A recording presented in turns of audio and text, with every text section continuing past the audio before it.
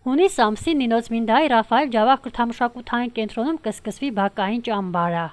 Ճամբարը հովանավորվում է Սոար կազմակերպության կողմից։ Գործունեության վերահսկումն իրականացնում է Նինոցմինդայի հոգևոր հովիվ Տեր Արմաշ Քահանա Պողոսյանը։ Բակային ճամբարին կարող են մասնակցել 7-ից 8 տարեկան երեխաները։ Երկուշաբաթյա տևողությամբ ճամբարի ընթացքում երեխաները մասնակցում են մրցույթների, խաղերի և օրը հագեցնում հետաքրքիր ուսուցողական դասընթացներով։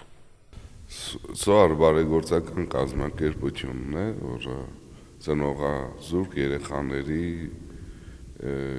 հովանավորությամբ է զբաղվում, նաև մեզ օգնում է արդեն քանի տարի է բակային ճամբար անցկացնենք Նինոցմինդայում։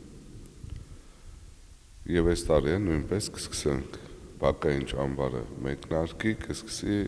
հունիսի կեսերից։ Եվ արդեն սկսել ենք ցուցակագրել, եւ ամենակարևորը, որ պիտի մեր ծնողներին հուշեմ, էլի նույն թեման է, որ երեխաները կամ պիտի կնքված լինեն, կամ այդ ճամբարի ընթացքում ծնողները պիտի մեզ թույլ տան երեխաներին կնքենք։ Այս դեպքում կցուցակագրենք։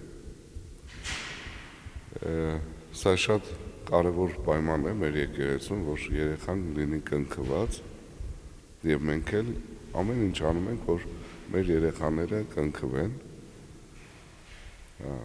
եւ բազմիցս խոսել ենք սրա մասին, մեր կենտրոնում են խոսել մեր երեխեքի ծնողների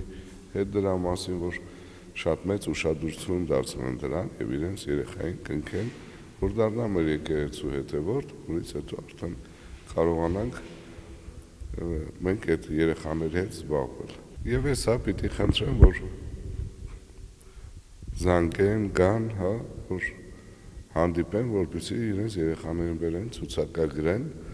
ովքեր որ ծնողներից համաձայն կլինեն, որ մենք ճամբարի ընթացքում երեխաներին կմկրտենք, թույլ կտանք մեր սիրով, ովքեր համաձայն չլինեն, Աստվածի անց այդ մնաց մյուս տարի։